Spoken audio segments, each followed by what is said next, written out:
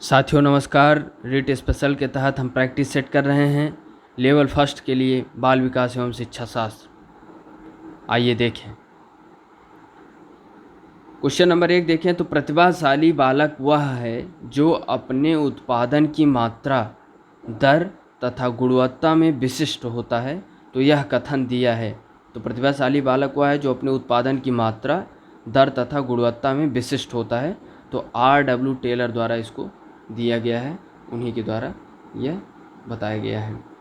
बच्चों को सीखने सिखाने की प्रक्रिया के दौरान वे उस कार्य को किस प्रकार से करें कि इसकी जानकारी इन्हें कार्य समाप्त होने के पश्चात दें। कार्य करते समय सतत रूप से दी जानी चाहिए, कार्य के बीच में या बाद में, या इसकी कोई आवश्यकता नहीं।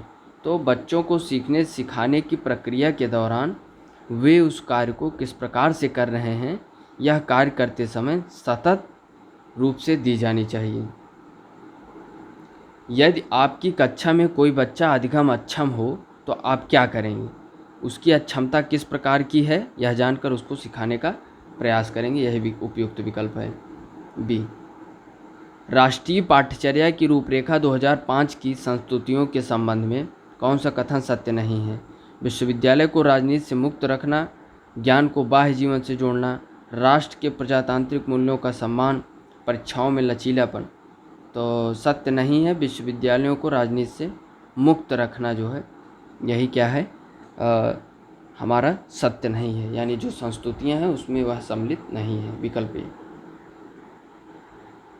बच्चों के भाषाई विकास के लिए ज़रूरी है, क्या ज़रूरी है?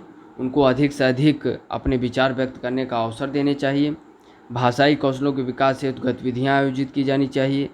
लिखना, पढ़ना, बोलना तथा सुनने का अभ्यास करना चाहिए। उपरोक्त सभी। तो उपरोक्त सभी हो जाएगा। प्रायोजना विधि के प्रतिपादक, तो किलपैट्रिक महोदय प्रायोजना विधि के प्रतिपादक हैं। मूल्यांकन प्रक्रिया के 3 महत्वपूर्ण बिंदु बताने हैं। तो मूल्यांकन प्रक्रिया के महत्वपूर्ण 3 बिंदु होते हैं: उद्देश्य, अधिगम अनुभव व मूल्यांकन के उपकरण। कक्ष का वातावरण होना चाहिए शांत, शोरगुल से भरा, अनुशासन से पूर्ण, मित्रतापूर्ण। तो सबसे अच्छा कक्ष वातावरण होता है मित्रतापूर्ण, जिससे बच्चे अपने क्वेरी कर सकें और शिक्षक उनका जवाब दे सकें, और एक दोनों के बीच का जो रिलेशन है वो मित्रतापूर्ण हो, किसी प्रकार की हेजिटेशन ना हो। कठोर शिल्प उपागम किस सिद्धांत पर आधारित है? तो कठोर शिल्प उपागम जो है इंजीनियरिंग सिद्धांत पर आधारित है। किशोरावस्था में बच्चे किस प्रकार की समस्या का सामना करते हैं? तो किशोरावस्था में बच्चे शारीरिक एवं मानसिक परिवर्तन से समायोजन करना, इसकी क्या करते हैं कि समस्या का सामना करते हैं। भूख और प्यास है, तो भूख और प्यास क्या है? जन्मजात प्रेरक है। कक्ष में शिक्षक व विद्यार्थियों के मध्य संप्रेषण होना चाहिए। तो कक्ष में शिक्षक व विद्यार्थियों के मध्य संप्रेषण होना चाहिए। उद्देश्य केंद्रित संप्रेषण होना चाहिए, यानी मोटिव आपका साफ हो। शिक्षक और विद्यार्थियों के बीच के मध्य को जो संप्रेषण हो, क्या बात करनी है, किस टॉपिक पर बात करनी है, तो इससे क्या होगा कि सीखने की प्रक्रिया में ग्रोथ होगा। यदि कोई बच्चा विद्यालय में हमेशा देर से पहुंचता है तो आप क्या करेंगे? बच्चे से बातचीत करेंगे और उसके कारणों को जानने का प्रयास करेंगे। वर्तमान समय में शिक्षा का सबसे उपयुक्त उपागम क्या है? तो सबसे उपयुक्त उपागम है सृजनवादी उपागम। स्कूलों में अधिकतर शिक्षकों में अपने छात्रों के लिए किसका सर्वाधिक अभाव पाया जाता है? तो स्नेह, क्रोध, दोषारोपण। तो शिक्षकों में अपने छात्रों के लिए सर्वाधिक अभाव पाया जाता है घृणा का। शिक्षक विद्यार्थियों से घृणा नहीं करता, क्रोध कर सकता है, किसी गलती हो तो दोषारोपण हो सकता है, लेकिन घृणा शिक्षक नहीं करता विद्यार्थियों से। अगले क्वेश्चन की बात करें तो कक्ष में बैठक व्यवस्था कैसी होनी चाहिए? कक्ष में कराई जा रही गतिविधियों के अनुरूप रोक एक जैसी होनी चाहिए। एक ही लाइन में बच्चों को बैठाना चाहिए, इस प्रकार से हो कि वे एक दूसरे से बातचीत न कर सकें। तो कक्षा कक्ष में बैठक व्यवस्था कैसी होनी चाहिए? तो गतिविधि के अनुरूप, यानी कक्षा कक्ष में कराई जा रही गतिविधि के अनुरूप यही उपयुक्त विकल्प है। अंतवैयक्तिक बुद्धि से तात्पर्य है, तो अंतवैयक्तिक बुद्धि से तात्पर्य है विभिन्न व्यक्तियों को समझने का कौशल। तो अंतर्वैयक्तिक बुद्धि से यही तात्पर्य है कि विभिन्न व्यक्तियों के कौशल, समझने के कौशल को समझना, और इससे जो है शिक्षण कार्य में, सीखने की प्रक्रिया में सफलता मिलती है, और ज़्यादातर आपके द्वारा जो टॉपिक चलाया जा रहा है उसको ज़्यादातर लोग सीख पाते हैं।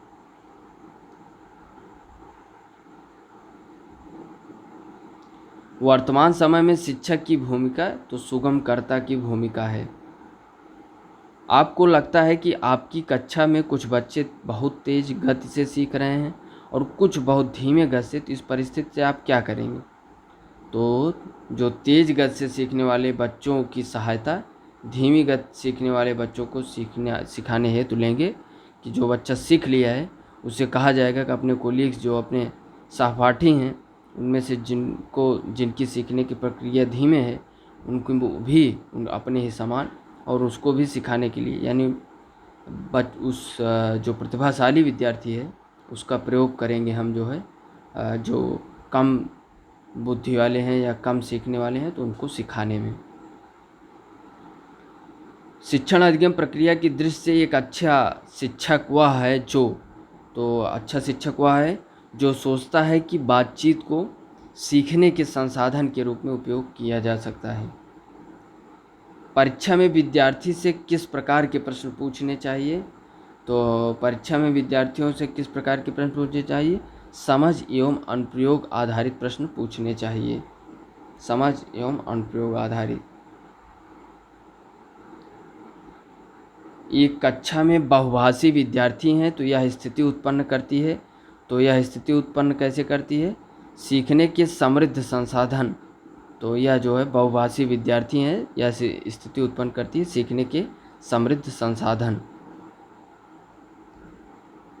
विभिन्न प्रकार की भाषाएं रहेंगी तो समृद्धता आएगी, कुछ रीजनल भाषाओं को सीखने में भी, और जो बहुभाषी विद्यार्थी है वो उसे देखकर जो है क्लास का इन्वायरमेंट भी ये होगा कि हमें भी भाषाओं को सीखना चाहिए और अच्छे तरीके से सीखना चाहिए।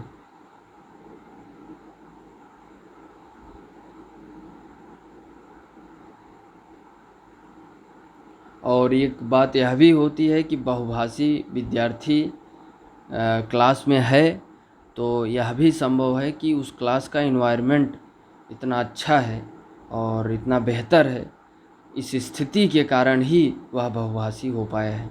यह भी तो देख सकते हैं आप। यदि कक्षा में पढ़ाते समय आपको महसूस हो कि अचानक सभी बच्चे पढ़ने में रुचि ले नहीं रहे हैं, तो आप क्या करेंगे? तो कारण को जानने की कोशिश करेंगे। तो निष्पत्ति लब्धि जो है, निष्पत्ति लब्धि AQ का सूत्र होता है, तो AQ बराबर हो जाएगा EA/MA × 100। उच्च प्राथमिक स्तर पर शिक्षक को क्रियात्मक शोध का ज्ञान होना चाहिए। तो इसलिए होना चाहिए क्योंकि वे जिससे इसके माध्यम से बच्चों की समस्या की पहचान कर सुधार करने का कौशल विकसित कर पाएंगे।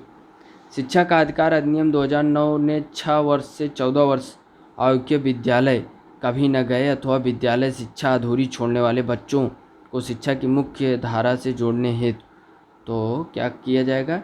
विशेष पाठ्यक्रम लागू करने पर जोर, विशेष प्रशिक्षण लागू करने पर जोर दिया जाएगा। अलग से विद्यालय खोलने की बात, अलग से शिक्षक नियुक्त करने की बात, तो सबसे उपयुक्त तो इसमें है कि विशेष प्रशिक्षण लागू करने पर जोर दिया जाएगा। सुमेलित करना है एक तत्व सिद्धांत, बहुतत्व सिद्धांत, समूह तत्व सिद्धांत, त्रिआयामी सिद्धांत। तो एक तत्व सिद्धांत गिलफोर्ड महोदय का, बहुतत्व सिद्धांत, तो बहुतत्व सिद्धांत किसका है? ये बिने महोदय का है। समूह तत्व सिद्धांत थॉर्नडाइक का, तो आयाम सिद्धांत तो थर्स्टन का ये सिद्धांत है।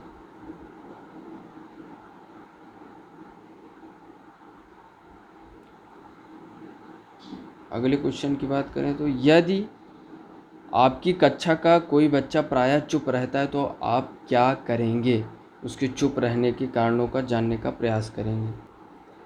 इसको हम फिर से देख लें, कन्फ्यूजन हो गया था। एक तत्व सिद्धांत गिलफोर्ड, बहुतत्व सिद्धांत ये थार्नडाइक महोदय का है, और समूह तत्व सिद्धांत जो है ये हमारा है बिने महोदय का, और त्रिआयामी सिद्धांत तो ये जो है थर्स्टन महोदय का सिद्धांत है।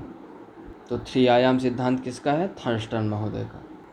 तो सॉरी, थर्स्टन इसमें जो है त्रिआयाम का सिद्धांत जो है ये कैरोल महोदय का है, तो विकल्प में नहीं है। और जो बहुतत्व है तो ये थार्नडाइक और गिलफोर्ड का है, और एक तत्व का सिद्धांत जो है बिने महोदय का है। तो त्रिआयाम इसमें कैरोल महोदय का है। सतत एवं व्यापक मूल्यांकन से तात्पर्य है, तो क्या तात्पर्य है? सीखने की प्रक्रिया के दौरान शैक्षिक एवं सह शैक्षिक क्षेत्रों को नियमित रूप से आकलित करना ही क्या कहलाता है? सतत एवं व्यापक मूल्यांकन। बालक केंद्रित शिक्षा के अंतर्गत क्या सम्मिलित नहीं है? गृह कार्य प्रदान करना नहीं सम्मिलित है। बाकी बालक को प्रश्न पूछने के लिए प्रेरित करना, बालक के अनुभव को प्राथमिकता प्रदान करना, बालक की सृजनात्मकता को बढ़ावा देना, ये सभी क्या हैं? सही हैं। तो ये रहा हमारा लेवल फर्स्ट के लिए कुछ महत्वपूर्ण प्रैक्टिस क्वेश्चन बाल विकास एवं शिक्षण शास्त्र के लिए। तो सीखिए, और हम लोग सीखने का प्रयास कर ही रहे हैं। धन्यवाद। जय हिंद।